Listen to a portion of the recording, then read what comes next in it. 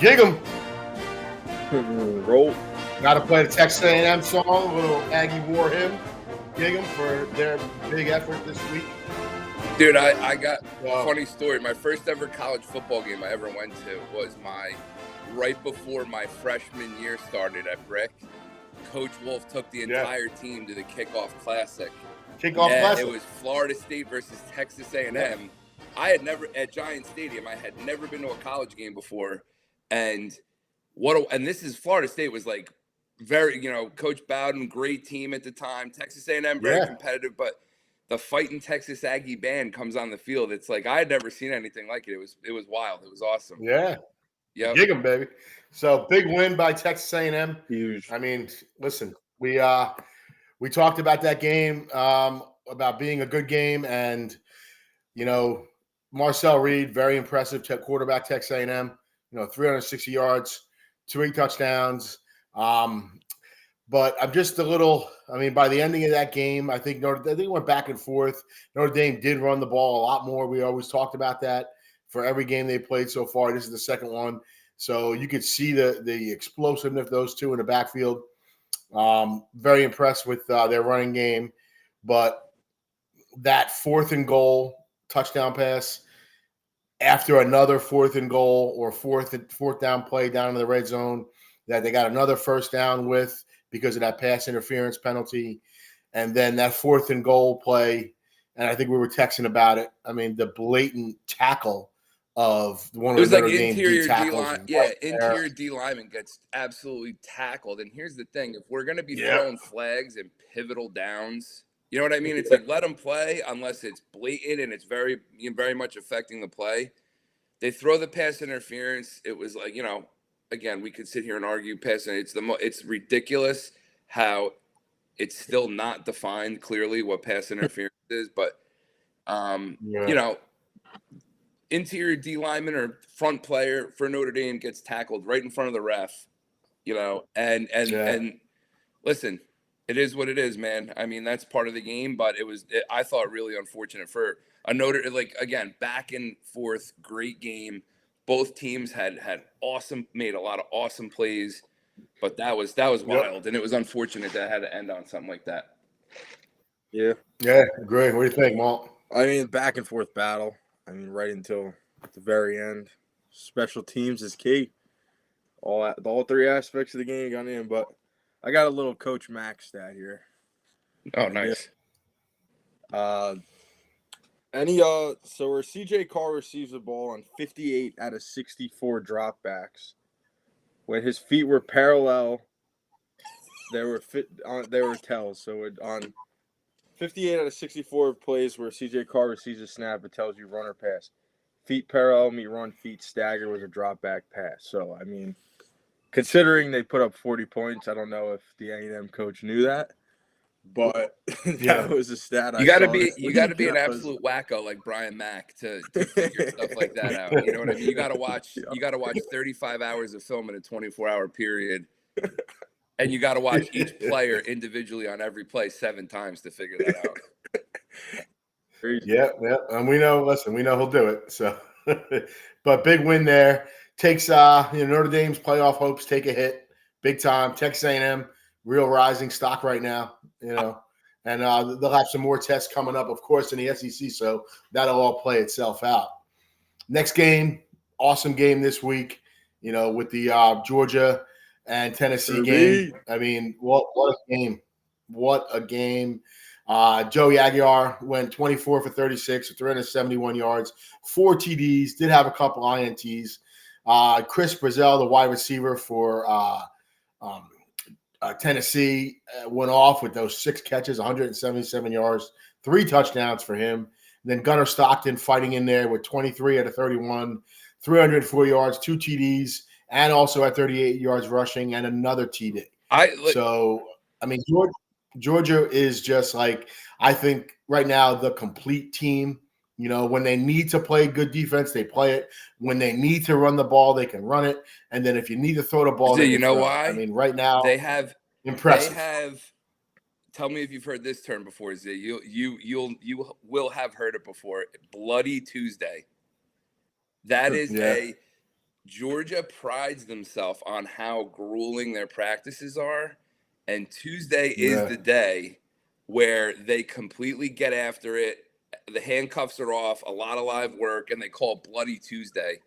And you could just tell, like, here's the thing. I want to just put one thing in perspective. Gunnar Stockton, right? For the all intents and purposes, a new quarterback, first big start on the road. What an atmosphere to go into, right? It wasn't like some of these other quarterbacks, and we talk about this all the time. He didn't go play like a San Jose State. He didn't go play. This is your first away SEC start. Is at Old Rocky Top. He's in Neyland Stadium. The place is absolutely rocking, shaking. It was an outrageous atmosphere. At least it looked like that on TV. And they go out and they play a Tennessee team, which was awesome. I mean, I love the offense with the tempo, with the creativity, but it's also physical, right? Like they run the ball, and they're missing their 2 starting offensive tackles. And this is an awesome team. They jump out, like Tennessee jumps out to a 21-7, like a quick lead. And this, honestly, man, like there's a lot to clean up. By no means am I saying like they played a perfect game. But in terms of just the resiliency and the moxie for a kid to go in there and play his first game as really the Georgia quarterback against a huge away opponent, I thought Gunnar Stockton, man, just in terms of rising to the occasion, I thought he did a tremendous job.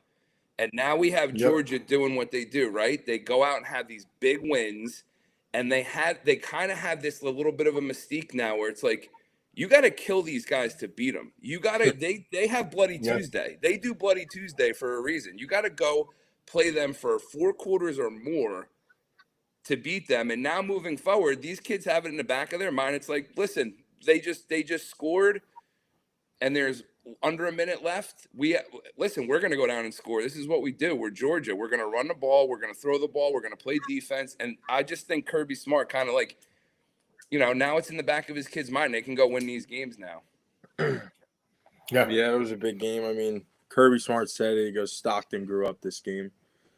But I always say, like, you can't count out Georgia, especially in the second half because great coaches made great adjustments at half, and Georgia's always in the game. You want to know what's wild to me is if you see Georgia go down late in the game and it's like, oh my God, Georgia might lose. You look at the camera will cut to Kirby Smart and he's on his headset talking like it's the middle of the second quarter.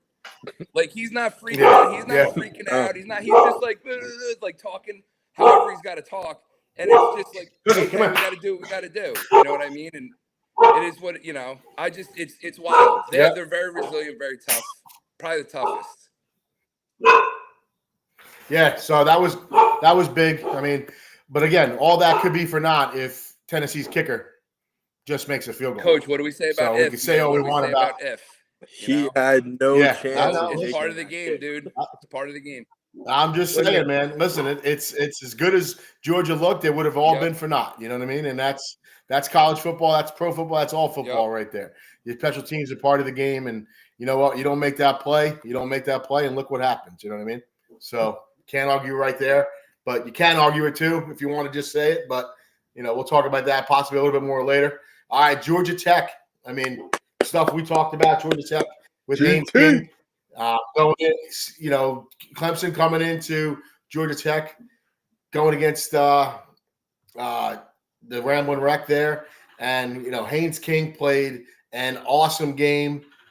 I mean, did, everything he needed to do as far as to put his team on his back and basically just, awesome win by Clemson over by Georgia Tech over Clemson.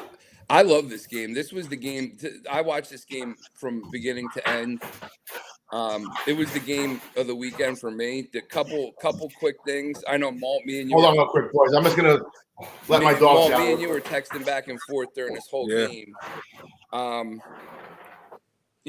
MUSH, there's a high likelihood that the MUSH just mushed Clemson's entire season with 1 week, right? The MUSH gave Clemson their second loss. Who did? Bet Clemson. Oh, okay. Quite possibly. Now they're have to dig themselves out of a hole. But all joking aside, Hayes King was hurt, right? Whoa! Look who it is! He makes an appearance. Speak of the devil, and he shall appear. And here he is in the flesh. All the talk about him. The MUSH has arrived. Special guest. Jay, we're just talking about comes in like Devontae Adams on an Aaron Rodgers podcast. Just sneaks into the background. Hey, listen. We got a few minutes of MUSH here. In regards to the MUSH, Jay, we were just talking about how Dabo Sweeney had an absolute meltdown at a press conference because you picked Clemson to beat Georgia Tech. Now they're looking, they're on the bottom looking up, 1-2. And let's be honest, dude, your powers are pretty wild this season. Yeah, it was not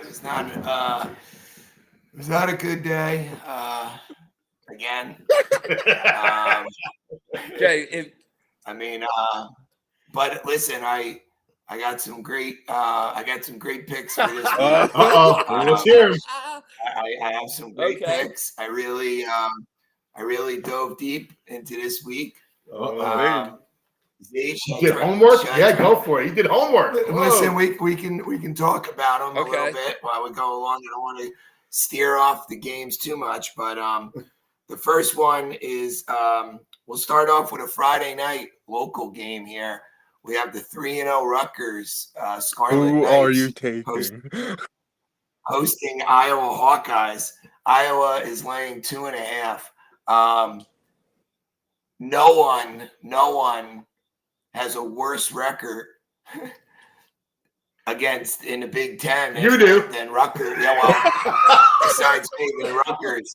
So I mean, they're going to come running out. They're going to have their, I don't know, probably a blackout or something. They'll have something. They'll think that Greg Schiano will think he'll have flashbacks, thinking it's Louisville from 12 years ago or whatever, 15 with the years fake ago. punt? He'll think Ray Rice will come out of the tunnel or something, dragging somebody with him. But I'm taking Iowa minus. You heard it here, folks.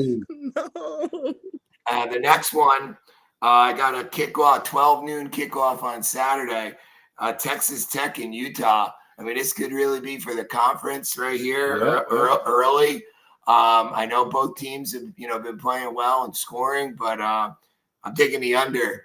It's 57.5. So I think the defenses are going to play well, and I think that game will go. Texas Tech doesn't play defense, but I think Utah's going to turn it up a little bit. Well, Utah always does.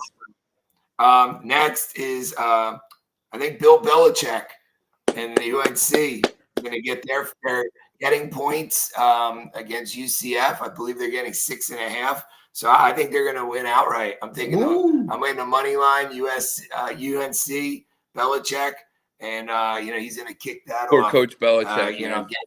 And then he's gonna win, and then he's gonna take his girlfriend out to a frat party, to her sorority formal or something, whatever he's doing.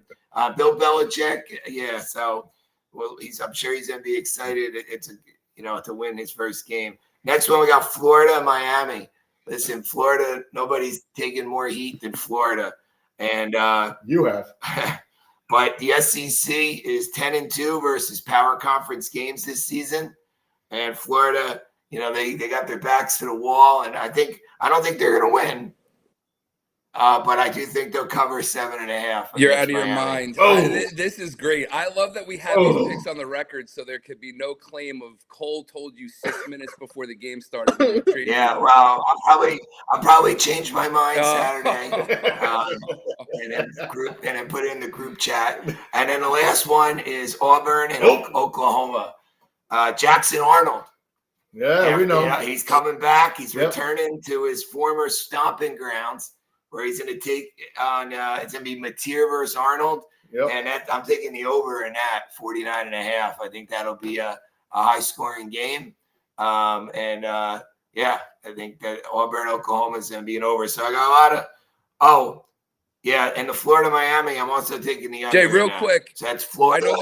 That's a little parlay, Malta. That's a little mush. That's called the MUSH parlay. Hey, Jay. That's Florida. So you're going to get double your money. Usually you get double. Usually you lose twice your money with my picks. But this one you're going to win double. So you're going to take Florida plus 7.5 and then the under of 51.5. So you guys write it down. You want to chime in a little bit? I would like, Jay, you guys I just like want the to put you on the record right now. Iowa Rutgers, I don't even think we're even looking at it. All right. I just want to know. I mean, for it's the local record, flavor. Jay, Yeah, who do you I know. We do have a team here in Jay, Jersey. who do you pick outright in the Oklahoma Auburn game? That's I just want to get this on the record. Oklahoma. No, damn it. Oklahoma. Thank you. But you're not betting them, right? But you're not betting them. No, yeah, I will put my money where the mush's mouth. Oh, come on, dude. Why do you just say they're going to win? And please just don't bet. No, I'm taking the over. Okay. Taking the over. I'm not betting. I don't. Oklahoma will win. Listen, okay, it could be 40 to.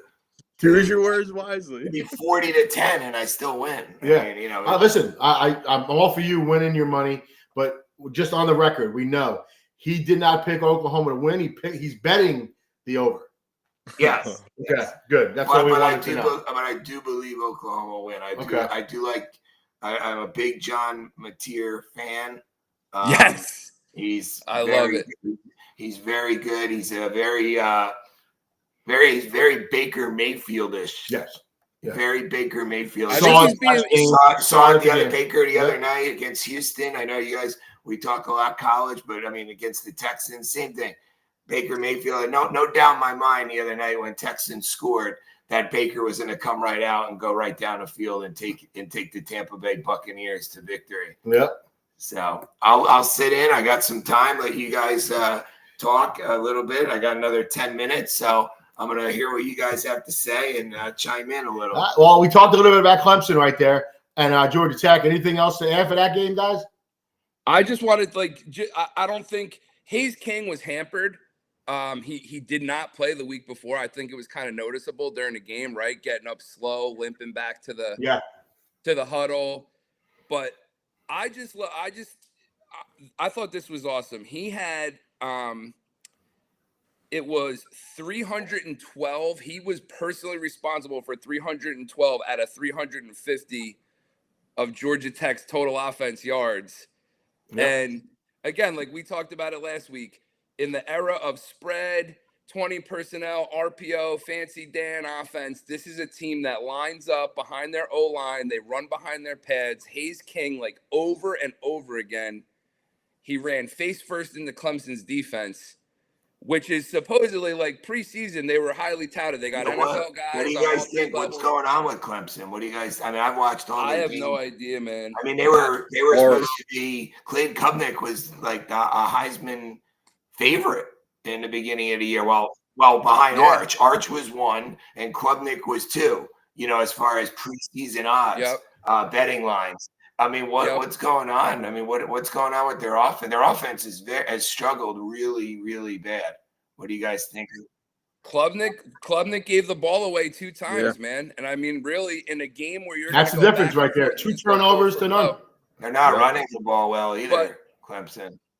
Honestly, man, just in terms of the O-line stuff, head coach Brent Key, he's a head coach who is a former offensive lineman. The guy, he started 4 years at Georgia Tech at guard. He has like a tremendous amount of pride in the program, loves his guys, and they say, the quote is, a team takes on the personality of its head coach. This is a tough dude. He preaches toughness. I just thought it was awesome to see them get out, run the ball downhill with the quarterback the way they do it. Power, counter, power read, counter read. I just loved it, man. I thought it was pretty awesome. I know, but Oklahoma does it with John Mateer, and you don't like it one bit. So let's just move on right there. Gotta love this guy. Gotta love what he likes and what he doesn't like. Do. Loves it when it's this team, but hates it when it's that team. Well, you want to see Arch Manning line up and run some power football? Maybe he should, because maybe he'd be good. But let's move on to Miami and South Florida. I was kind of sniffing like maybe South Florida had a chance. I love the way they've been playing. But again, Miami, I think, is the cream of the crop. After watching this beatdown, offensive and defensive lines in Miami are very good. listen, a big spanking. They come in and beat Notre Dame, who has very good line play on both sides, we know. And now South Florida was on a tear, and they come in and it just make them look like it's, like JV football versus a varsity team there. Carson Beck is playing like 2023 Carson Beck, 23 or 28, 340, 3 touchdowns, and a rushing touchdown with a great fake on the goal line.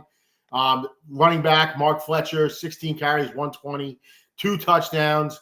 But I think, South Florida's quarterback, Byron Brown, was trying to bring him back. He kept trying, but, he still had 20 for 36, 274, a touchdown, had an INT. Chaz Nimrod, one of their receivers, had 4 receptions, 128. Total yards, Miami, 576 to South Florida's 332. And the big stat of that game is rushing yards. Miami, 205, South Florida, 40. So Miami is the real deal, in my opinion. What are you guys thinking there, man? Their defense.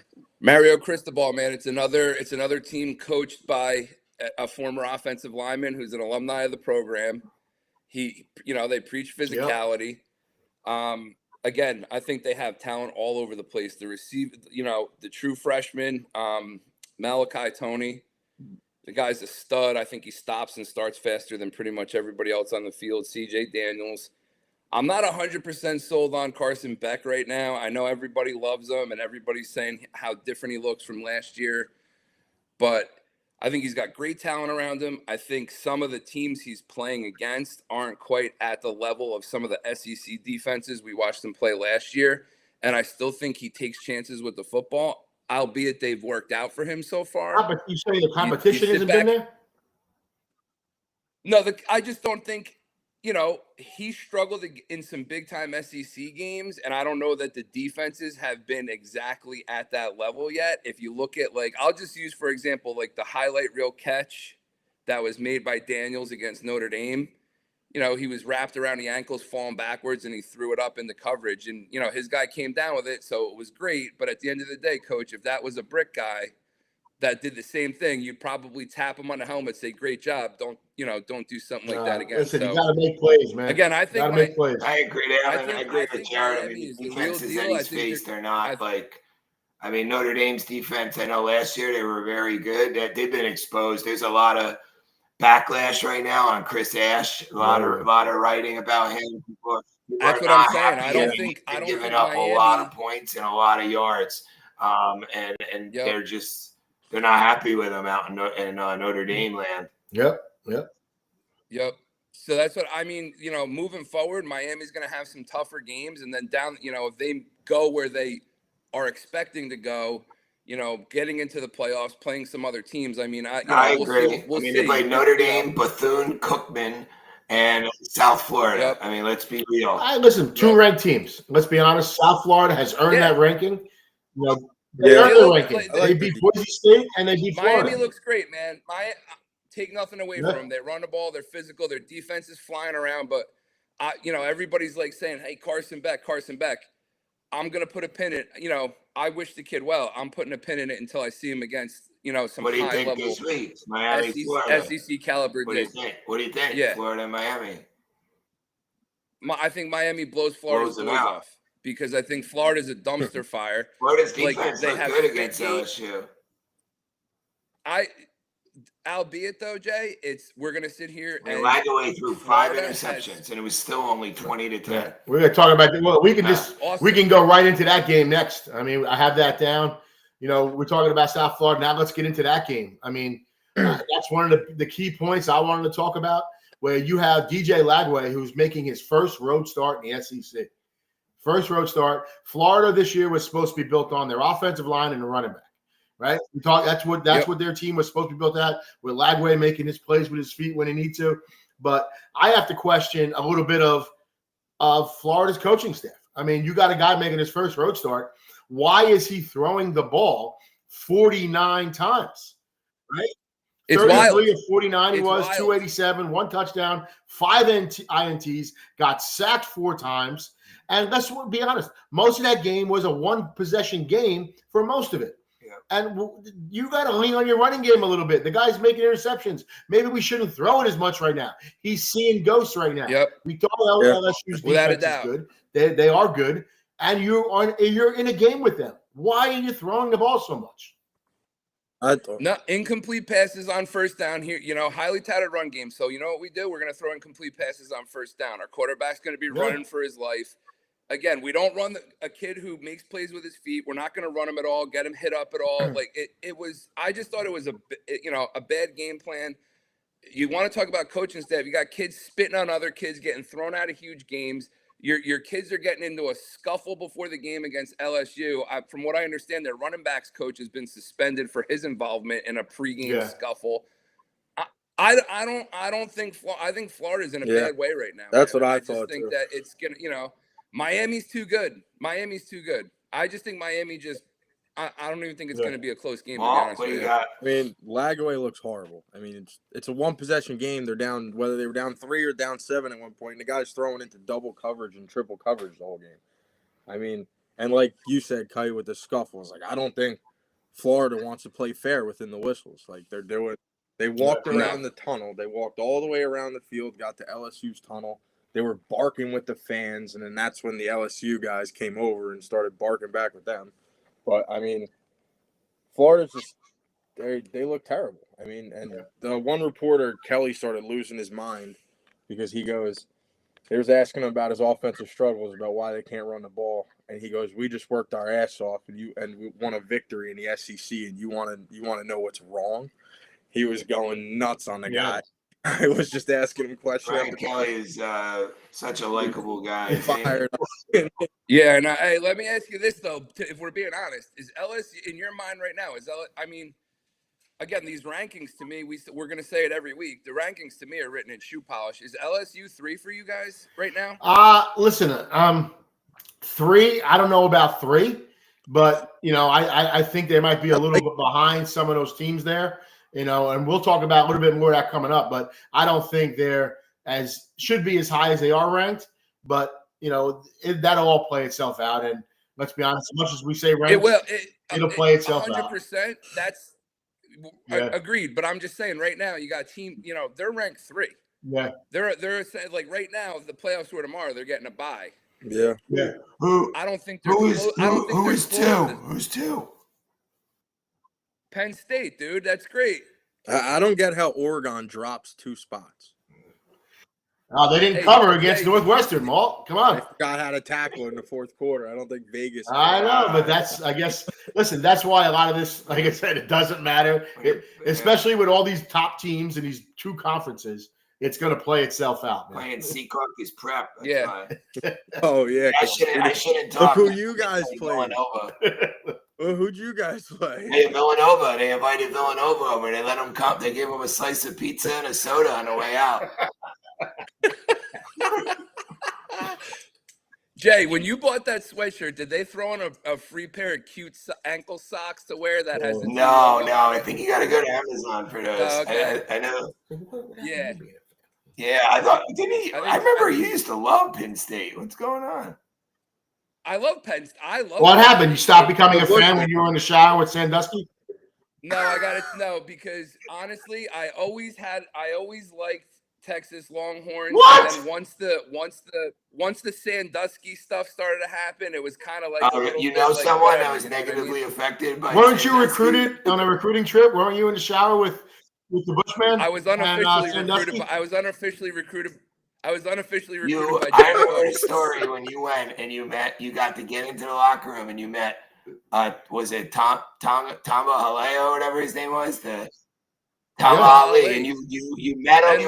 You were so excited. It was like you met. It was like you met Santa Claus. Like he sat on his lap in the mall. Like you were so excited. And now I'm not sure. Now he's a Texas fan. Yeah. Now you like Matthew McConaughey. Hey, listen, in Texas. it is what it Only is. because somebody likes Oklahoma. Yes. I think he's like. It must be laundry. It must be laundry days, eh? Hey, don't worry. I got a shirt for every day of the week. If Z liked Ohio State, he'd be a Michigan fan. You think who would Jared? Jared be a Michigan fan. Michigan, right? Yeah. If I liked Alabama, I he'd don't be know an how Auburn true that fan. is. This I don't know how how it true. works. I don't know how true that is. Listen, I gotta I'll run. tell you one thing. I gotta go. I gotta work. Awesome. We're definitely going to have a visit from the MUSH when it's the big rivalry between Penn State, Oregon, MUSH and Malt going at it. It's gonna be a He's got lot some of theme music, too. sad Happy Penn Valley State playing. fans. Hey Jay, before you go, real quick before you go, did you catch that Cowboy Giant game? Oh, yeah. Boo. How'd you do with that, dude? You know, You talk more no, shit I than told you the any truth. Giant fan I've I ever told you met. the truth. What? I What happened? told you the truth and honest, and you guys can look it up. And honestly, I took the Cowboys in my knockout pool. I'm in a knockout pool. It's a $50 entry. So not, medium beans, $50 entry. And I bet with my head and not my heart. And I took the Cowboys. I'm in two of them. I'm in a $25 and I took That's how the Giants almost won. I took the Cardinals. It is. And I took the Cardinals and I took the Cowboys because I was like, wow, they've, like you said, 13 in a row, 15 out of the last 16, all this stuff. And I'm like, they look pretty decent against Philly. Dak looked good. I'm like, there are no way. And then Russell Wilson went out there and, Danger. God, how bad is Dallas's pass defense? Holy crap. That was Can you just speak? Listen, I respect your opinion. You've been a football coach for a long time, baseball coach. You're a fixture in the community. Can you please speak to the status of the New York Football Giants right now? Well, they have a tough game this Sunday night. They're playing the Chiefs, but the Chiefs haven't looked great either. I honestly, 2-2 if the teams. Giants come out and Chiefs play, are going to come out and play well. I think the Chiefs will win. The bottom line is, it's, Mahomes is Mahomes. I think he'll make enough plays. It's Mahomes and Spagnuolo, is coming back home to Giant Stadium. And, both teams are reeling and both teams haven't looked great. Well, the Giants looked pretty good the other day, except when Bowen decided to just sit back in soft coverage and let them go right down the field, and knowing that they have a guy that can kick 72-yard field goals, because the 64-yarder probably would have been good from 72. And it looked like he hit an extra point. Yeah, I have Brandon Aubrey. I have Aubrey in my fantasy team. So again, he put up 23 points for me in fantasy. I had him last year too. I overdraft him. He is unbelievable because with the fantasy, you get the bonus points for 50-yarders and all this. So him kicking these long field goals is great for my fantasy football team. I've had him for 2 years now, and he is unbelievable. Listen, it helps the pathetic Cowboys. They don't have to go 30 yards on a drive most of the time to get points. You're right. I just love. Here's the thing, Jay. This is my last question for you. I know you got to go. Do you feel like your negativity and your shit talking about the Dallas Cowboys, to the degree that you've done it, the juju has shifted back on you and affected Penn State in the playoffs, the New York Yankees, and the New York Football Giants? Do you feel in any way responsible? No. Tough question. No, I'd much tough one. I would much rather be a Giant fan. The Giants are, their legacy and their, you got to go back. Do you even remember? How old were you? Would you even remember when the Cowboys won the Super Bowl? What were you like? I think he was in diapers. No, he was probably, you're like 8 years old? No, I was prime. I was 6, right 7 years dude, old. with my starter jacket on. Yeah, and 6-ish. Come on, dude. Really? So to be clear, you'd rather be a Giant fan losing to the Cowboys every year, playing like shit, but still with the ability to talk shit about the Giants. The Cowboys' losses have been like Tony Romo dropping the ball, running, falling on his face. Their losses have just been they've been funny. It's like the Giants have had great wins. They beat the Patriots. They've just had some, went up to Green Bay. They've had signature wins And the Cowboys have had like signature losses, like losses you like laughable. You know, the Giants are like historic, like Tom Coughlin's face beat red up in Lambeau Field, like just the catch by Tyree. Like you guys just have, I mean, Des Bryant falling, you know, dropping the ball, or was it a catch? Was it not a catch? Like just epic losses. And you know, and losses at home, being embarrassed like a couple of years ago by the Packers at home, like just getting run out of the stadium. Embarrassing losses. Like just really like the Giants just listen, they've had embarrassing regular season losses, but the Cowboys, I mean, you guys just build up your expectations and then they just fall, like just your heart gets ripped out year after year. I don't know how you do it. You guys are but like the Giants can't beat the Cowboys. The Jets have no expectation. Yeah, but they're like the Jets, just like, all this good stuff's gonna happen, and all of a sudden, bam, you know, it just gets ripped out. The Cowboys are nothing like the Jets. The Cowboys are nothing like the Jets. And yeah, that's right. The Jets like, made to to championship games in the last 20 years. The Cowboys haven't. Z, it's statements like that drop your attention down. The bottom line is Jerry Jones. Like who? Like, come on. I think he is a mush. Even you don't like Jerry Jones. Listen. That's what we needed. We needed Jay to just mush the Giants. Jerry Jones is like Aaron Boone to me. I agree with that one, Grosh. Thanks for joining. Thanks for joining. Yeah. Oh, was it? Oh shit! I didn't even realize it. All right, and we have special guests from the Mush coming in and checking in on the show. Didn't want to let you guys know. I thought we did our little Aaron Rodgers, Devontae Adams walk behind to try to make it look like that. So you guys are definitely thought of in the same regard as not at all. I wouldn't even have known it wasn't those guys. All right. So I think with that, we hit on the LSU game. All right. We talked a little bit about that. Right. Yeah, we went over that. So here we go. Yep. Now we're going to go on to our 5 would you rather questions for week 3. All right, boys, here we go. Let's see. I added some little spice to these. I think they're pretty good. All right. Would you have rather have been at Atlanta for the Georgia Tech shocking win versus Clemson at home with a game-winning field goal, or at Tennessee watching their loss to Georgia after a late-game missed field goal in their big SEC rivalry? Give me at Tennessee. Yeah. I mean, if you're going to a football game, why not go to an SEC game? You can't go wrong. I mean, to be clear, is the question, would I rather be Georgia Tech winning with a Mayday field goal or Tennessee losing with a missed Which game would you have rather been at? Oh, to me, I'm picking Georgia Tech just because I'm a fan of the offense. I'm a fan of the offensive line, the coach, the I got you know, the whole thing. I like. Alrighty, here we go. Now, next one.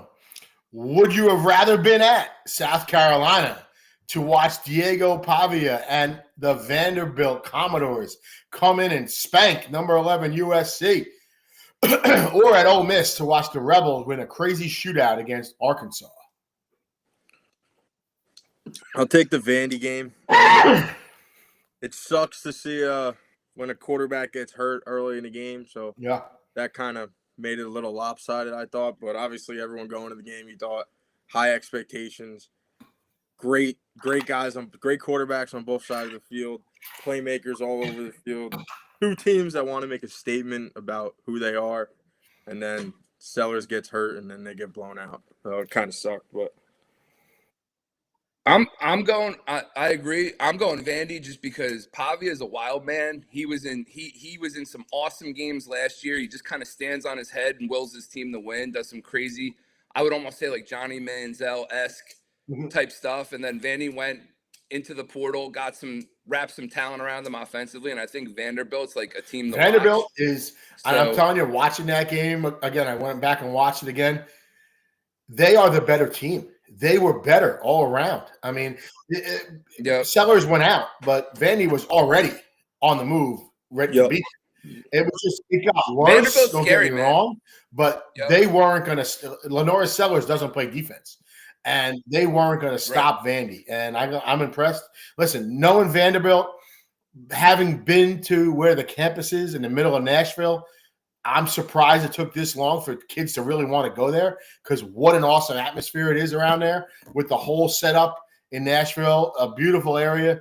So just and listen, makes the SEC even tougher when a team that was a doormat, everybody thought was a doormat, is now like knocking everybody off. And ever since Nick Saban said that on College Game Day, I mean, about them being a win, everything has changed. Everything has changed since that point. Yep. And it's Vandy took it personal. Yep. You know?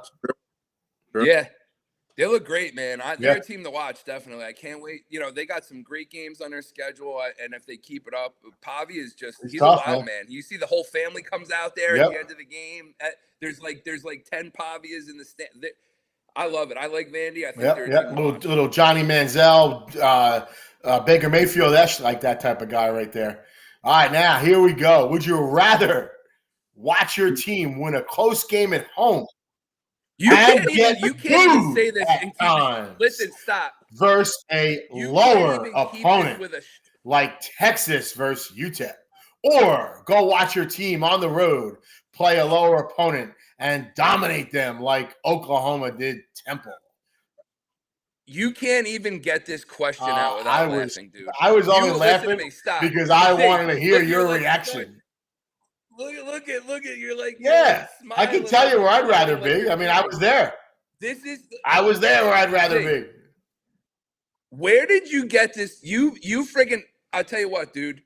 You got this, you poached this question off of friggin' www.imafrigginhomer.com. Listen to me, stop. I'm gonna tell you right now. I cannot believe you even got that question out and kept a straight face. You friggin' stole that question. www.imahomer.com, the same website you got those friggin' socks on. Listen. The same website you got those friggin' I know. You're upset. And you bought them because they were on sale. You bought them because they were on sale. I did have Oklahoma socks on at the Oklahoma Temple game. It was an awesome atmosphere. The Linc was home to the Boomer Sooner. There was Boomer Sooner people all over the place, walking to the stadium. What an area around the outside, all the just the atmosphere of Boomer Sooner land on the road in Philadelphia was an awesome atmosphere, man.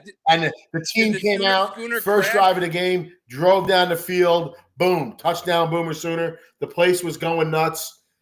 Temple, listen, that was a 2-0 Temple team, even though, they played in a lower league. At times, Temple did pretty good stopping the run in Oklahoma. I got to say, I was a little upset about that. But to get booted home playing UT, what is it? UTEP. What are you?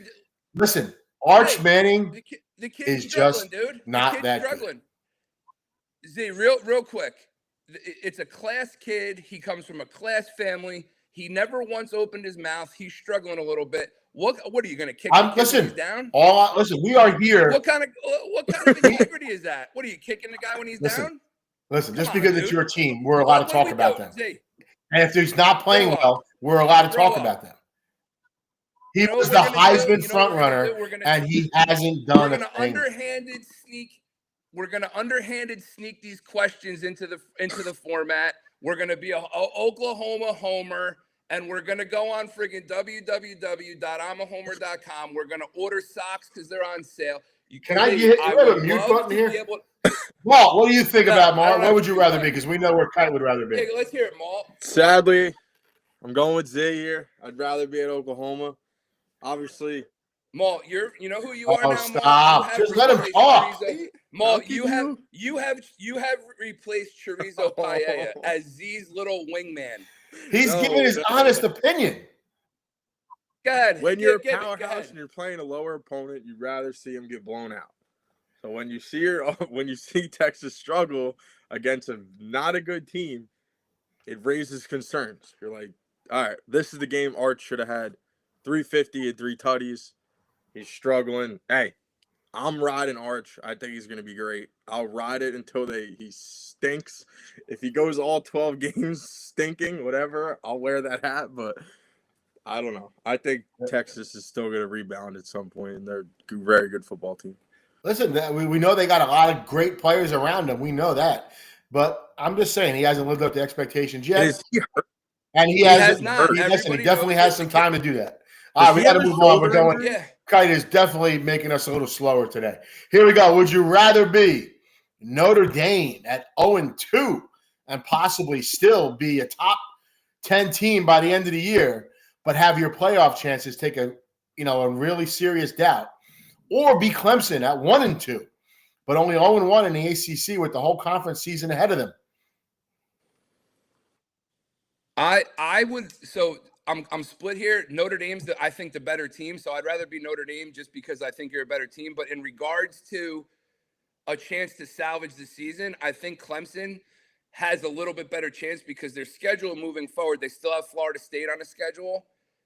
Things could happen. I think Georgia Tech, Hayes King is gimpy right now, right? So like if their whole offense is predicated upon running Hayes King into defenses, I don't know if they can do that the remainder of the season. So I think things could happen for Clemson, right? They need some people to lose. If Clemson wins out, has a big win over Florida State, finds themselves in possibly a conference championship against a second game against Florida State or possibly Miami, I could see Clemson moving forward having an easier time climbing back into playoff contention than Notre Dame does, just in regards to the rest of their schedule. Yeah, I agree with that. I like Notre Dame too. I mean, it's gonna be tough. I mean, their schedule. They're at Purdue next week. They got to make a statement. I mean, they have to make a statement for once. Come out and just play tough, play good defense, play all three aspects of the game. Yep. Offense, defense, special teams, and you win a football game. That's all they need. And they got a good coach. Wins make everything go away. All right, now here we go. The last would you rather be question. Here we go. Who would you rather not be? Okay. Notre Dame's backup quarterback, field goal holder Tyler Buckner, who fumbled the perfect snap on an extra point to cost the game versus Texas A&M, or Tennessee field goal kicker Max Gilbert, who missed a field goal as time expired to win the game versus Georgia. So who would you rather not be? I would rather not be I'd rather not be both of them. But that makes it tough. I'm going to go with the Tennessee kicker because in both games, when they missed the extra point or the bad snap, you knew that was going to cost them. And then in the Tennessee game, when they zoomed in on that kid's face, the kicker, you just knew, like, he's got no shot. Like, and they're going to lose this game in overtime now. Like, there's no way you're going to overtime. As soon as he missed it and went to overtime, I'm like, they're not going to win this now. It's just – I think I wrote in the chat, Georgia's going to run the ball every play, and it's not going to be stopped. And in the first play, they get 22 yards. So that's that one. All right, here we go. Moving on to next week. All right, we got we're a little over time because of all of our mush combos. But here we go. Big game of the week. And I'm not going to just say it because it's my team, but it is the biggest game of the week on the docket with Auburn. Oh, Michigan versus Nebraska? Unranked Nebraska. Okay, you got it. All right. With two undefeated Nebraska, teams, let's be honest. The biggest games this week are Auburn at Oklahoma. And then behind that is Illinois and Indiana. So first we're going to go Auburn traveling to Norman in a Big 12, in a SEC battle. Both teams are looking to solidify positions in the playoff race and get going. So crucial for postseason aspirations.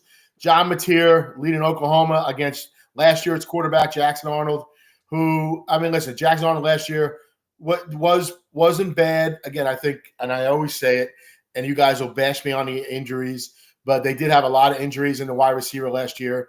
And you're seeing some of these guys that left Oklahoma are excelling in other schools right now that were good receivers. So they did have a lot of issues last year at wide receiver. Jackson Arnold took the heat a lot with a lot of drops too. So I'm not making excuses, and he decided to leave. So you know what? Get your ass out of here. Don't let the door hit you in the ass. And we have John Mateer here now. And I think that element of Oklahoma's game the +1 run game is going to be the difference in the game. What do you guys think? I think Jackson Arnold he's the same kind of like he's the +1 run game quarterback too. And there's a lot of like what do they call it? Underlying storylines here. You know, like the two of them, from what I understand, played against each other in high school. You know, Jackson Arnold was the highly touted 5-star guy. Oklahoma got him, even though we cry about Oklahoma not getting guys and developing talent and everything. They get this 5-star quarterback. Mateer, not so much, but Mateer's doing great, man. And he came to Oklahoma. He came, you know, with his offensive coordinator. They're doing a great job. I just think Oklahoma, I would say, is favored in terms of just an outright win. But I think it's going to be a very good game because I think Auburn has a two-headed monster, both in Jackson Arnold and running back Jeremiah Cobb. Jeremiah Cobb's running the hell out of the ball. And I think that two-headed monster in a run game, both the quarterback run game and Jeremiah Cobb, I think is going to pose a little bit of a challenge for Venables. I think he'll do a great job game planning for him, but I just think they're going to be tough. And then Mateer, again, very productive guy, great player, can't take it away from him. I think Auburn's front seven is honestly, even though they played Michigan, I think Auburn's front seven might be the biggest jump in competition defensively that Oklahoma's seen so far. So again, Auburn's front seven is pretty good, Z. So I'm not a whacker. I don't know if that's the biggest jump in competition. I would just sit here and I'm a fan of the game of football, so I can honestly say without bias, I think Oklahoma's a slightly better team, and I think they're going to win. But again, I think it's going to be like a bloodbath. I think it's going to be a really exciting. I agree on the bloodbath. I like that too. Yeah. I mean, you got two good quarterbacks. Arnold returning, can't go wrong with that. I think the biggest thing in this game is Auburn's defense has to not let Mateer extend plays. He gets out of the pocket. He makes throws across the field. He runs with his legs. Like, I mean, both quarterbacks are going to be running, but I think Mateer's got the edge here with a little bit of a better team. But there's been no games so far this year Oklahoma's played where that tells me that they're losing at home. Like, I don't know. It's a 6.5 point spread. It is a lot of points. I would take Oklahoma at home on the money line. I probably wouldn't dabble with the spread if Auburn goes down like 10-0, maybe get it at 2-touchdown spread. I would take that all day. All right. Next big game this week. Number 9, Illinois, traveling to number 19, Indiana. All right. Illinois has, basically taken on the persona of their coach, Big Brett Bielema. They are running downhill at you. They're a very physical football team. And Indiana has reloaded this year. Cignetti is as probably like with the cockiest head coach I've ever seen. He's so confident, that guy. And listen, he just said, like he said, Google me, look at me up, I win. And he's right. Guy's won everywhere he's been. And now he's at Indiana, making that a football town again. And it's amazing that what he's done at a place like Indiana. And, we'll find out what they're made of when Illinois comes to town, boys. What do you think? I mean, Illinois' defense has got to come up to play here. I mean, the dude Mendoza's been playing really well. Indiana's offense is pretty good. They did just lose their starting running back, but they got a couple guys. I mean, they're averaging 300 yards a game on the ground. Last week they had the dude Roman Hemby, 36. He's got 200 yards rushing on the year. Kalon Black, 217 rushing yards on the year. And then last week, their freshman came in and ran 11 carries, 109 yards, and 2 touchdowns.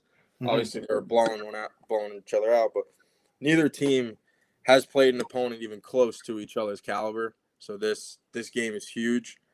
I mean, you got the number 22 ranked team is giving 5.5 points to the number 9 team. So it's very lopsided there. I mean, Mendoza's played really well. Illinois comes in with 100% red zone percentage. So Indiana's going to have to come through and stop that. And I think Indiana might get the win here, but Illinois on the road they were on the road at Duke and they freaking whopped them. by 30-plus points. So don't count Illinois out. But Coach, I just think Indiana's got the third best rushing offense in the country. I mean, that's a pretty significant stat. I think they're going to have the ability to take the ball, hold the ball. Again, Illinois, I think they're a very good team. They've shown, like Malt said, the ability to go on the road and win. I just think there's been some chinks in their armor, and I think Indiana is going to have the ability to take the ball, hold the ball, and I just think inevitably win the game, win a close physical game. Moving on to our next game. Big game in the Big Ten. Number 21, 2-1 Michigan at unranked, but 3-0 Nebraska. Nebraska, we talked about it earlier on another show, is the king of losing close games. We talked about that stat. I think it was like 46 games that are one-possession game that they've lost in the last however many years it was. So we have Michigan coming into town. Nebraska, I mean, Matt Rule, year 3, we talk about that. Here he comes. Here's his chance right now. Michigan, coming off, a nice win that they needed to get back on track, blowing out. I forget the score, but it was a almost 70-point win. And now they're coming up against Nebraska, who has a lot to prove here. This is at Nebraska, one of the craziest places to play in college football. I mean, there's nothing in Nebraska except Nebraska football. So, and some cornfields from what I hear. So, guys, what are you thinking about this one? Listen, like you said, in year 3, Matt Rule, right? The Matt Rule. You look at where he's been and what he does in year 3. They got out to a hot start. Couple things here. I think that Michigan is a significant jump up in competition than Nebraska's seen so far, but you can only play the teams that are in front of you. I think Nebraska's done an outrageous job. Coach Rule's done an outrageous job. Little quarterback comparison between Underwood and Dylan Raiola. Underwood is 57% completion percent, 57.5% completion percentage to Raiola's 76%. Passing yards is 628 to 829. TDs to INTs. Raiola's 8 TDs, no INTs. He takes care of the football, where Underwood's 2-1. So, again, the competition level's different, but I do think Nebraska's very efficient. They do a great job.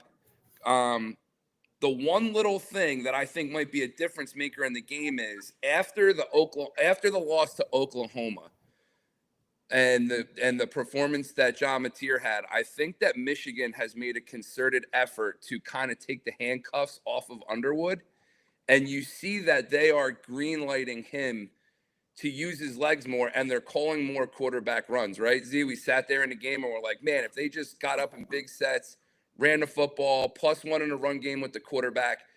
So Michigan is a little bit different offensively of a team that we saw in week 1. So I think that might come into play a little bit in this game too. Again, if Nebraska can hold up in the bright lights, especially early on in the game, I think they have a terrific chance to beat Michigan.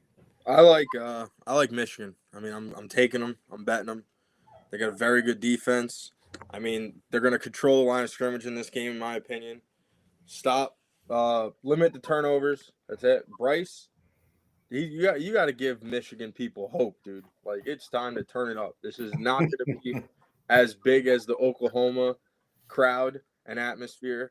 So he's got to come out. I mean, the spread's only 2.5. It's a pick 'em, but for Nebraska's side, they got to get Bryce uncomfortable. I mean, get to him, make him make plays, make the 18-year-old go out there and make big throws. And for Nebraska's offense, I think they're going to have to get a couple big plays like down the field to win this game.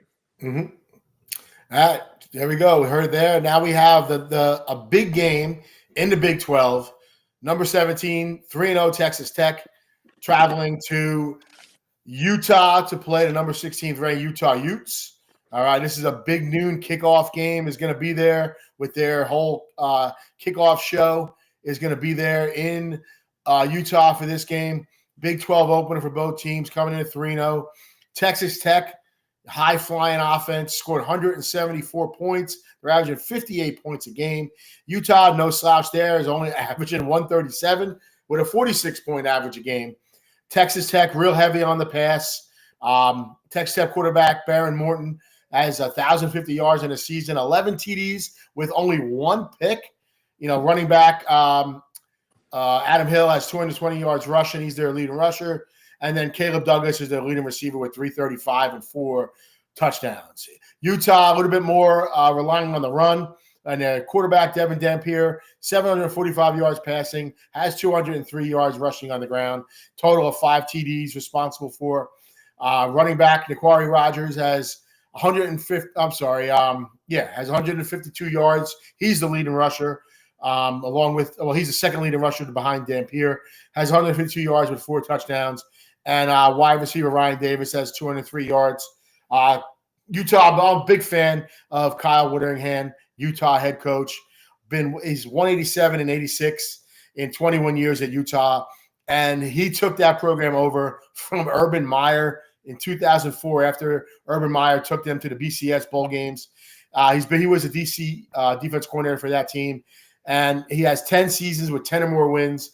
And, you can just see when you look at him, he was a BYU linebacker. That's the way his team plays. They're every time you play that team, you're going to wind up being in the ice bath after that game. They are a tough physical team. And, what are you guys' thoughts on it? Again, you hit the nail on the head. You kind of took the words out of my mouth. I just feel like Utah's defense, right, against a team that's, I think it's strength on strength. I just think Utah's defense and Utah's phutsality are going to really help them a lot in this game. And I think I would lean towards Utah. I think it's this is going to be a close, hard-fought game. I mean, Utah's going to have to win the time of possession. They're going to have to run the ball, keep Texas Tech's red-hot offense off the field. Yeah. I mean, the guy, I don't know. I think I'm leaning towards Texas Tech. I think their offense is gonna explode. And I don't know. I mean, both teams, another game where both teams haven't played anyone close to than each other, anyone close to the competition to who they are playing this week. But I mean, the home field advantage for Utah might come away and steal this game. But if Texas Tech's offense is flowing, I think it's good to take them. Mm-hmm. All right, listen, the next game's up. 2 games that we're going to talk about. There's really not much. The first game we're just going to mention that we're going to talk about was South Carolina at Missouri. Lenore Sell is out of this game, so we kind of I don't think many of us think that South Carolina is going to have a chance at Missouri. Missouri is a good football team, physical football team, run the ball, downhill run, also very good defense. And the next game, I think we're all in agreement that Missouri is probably going to run away with this one, guys. Yeah. Yeah.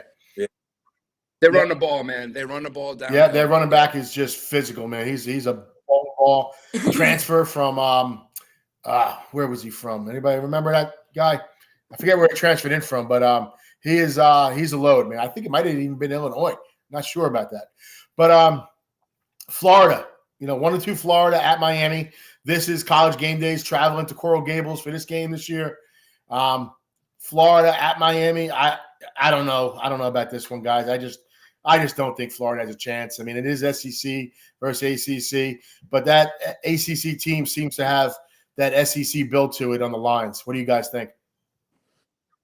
We talked about it already. I mean, I don't want to beat a dead horse. I just feel like Miami is head and shoulders above pretty much in every facet of the game. I mean, you would say strength is Florida's D going up against Miami's O, and I still give the edge to Miami. So I'm taking Miami. I think they're gonna cover. I think they're gonna, I don't even think it's gonna be much of an issue, to be honest, especially home game in the U.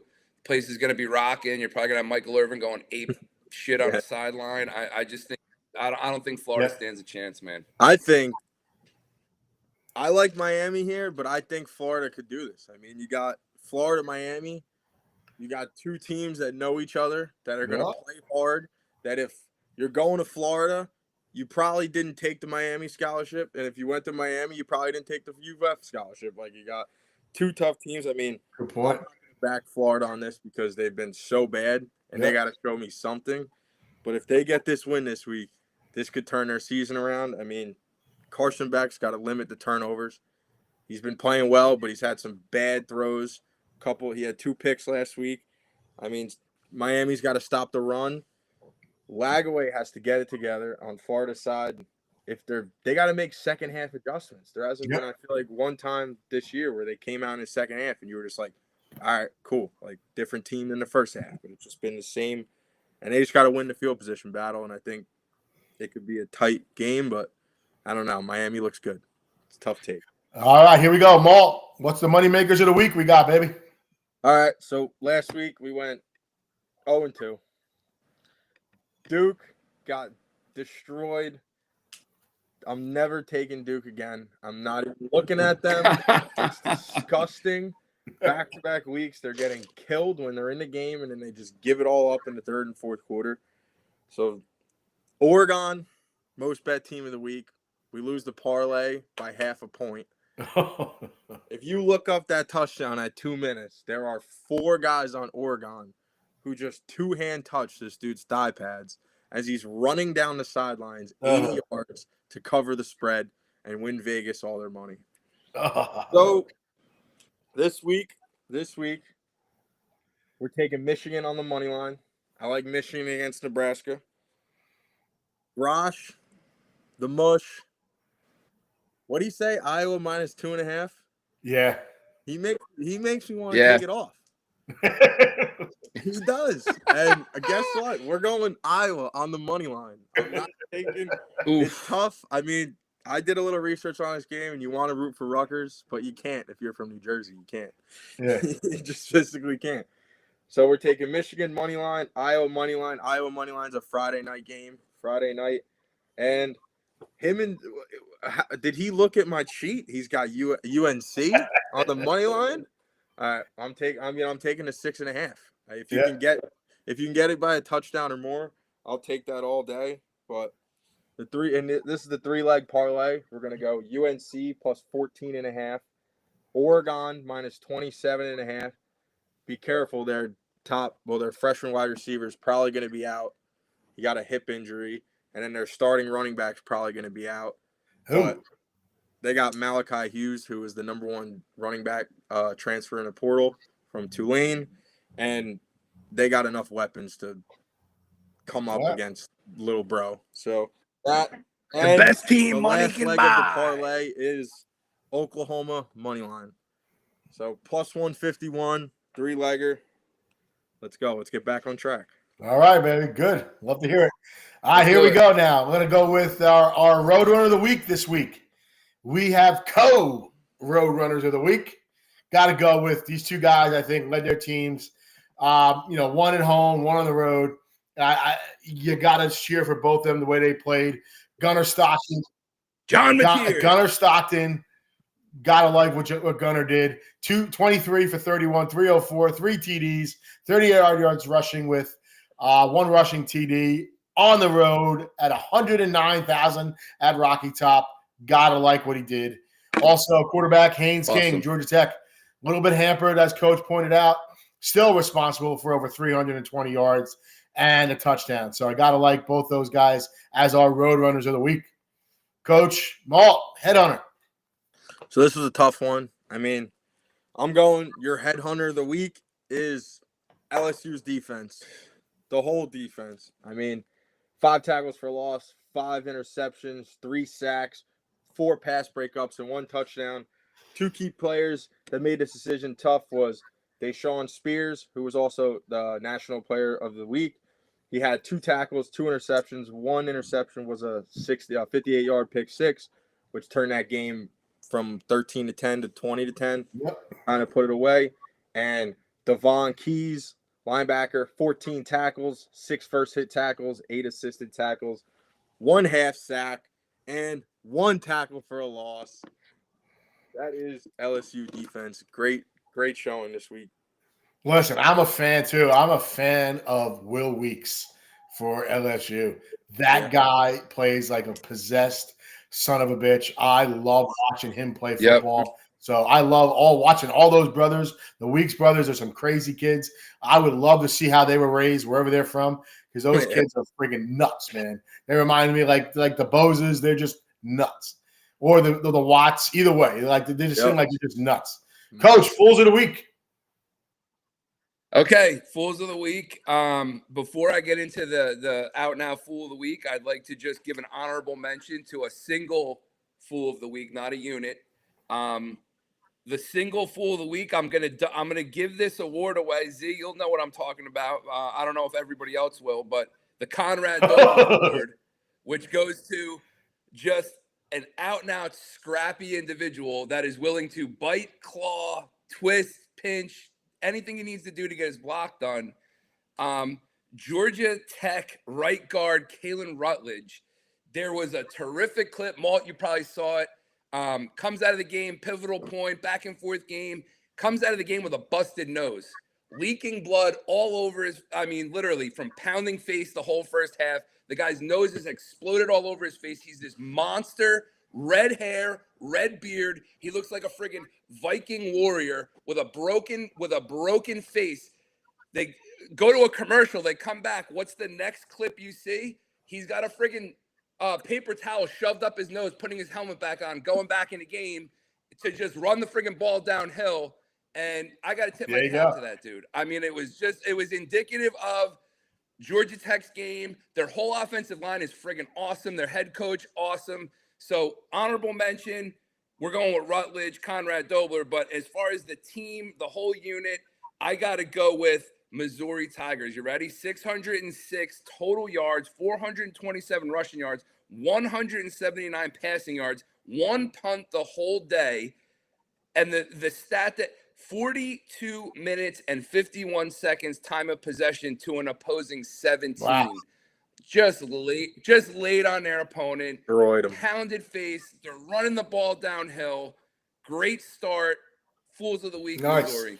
All right, that's our show this week, everyone. Sorry, a little bit over there, but I hope you'll join us next week for our recap of Week 4 in college football. Have a good one, everyone. You too. Have a good one, Coach. Maul, have a good day, man.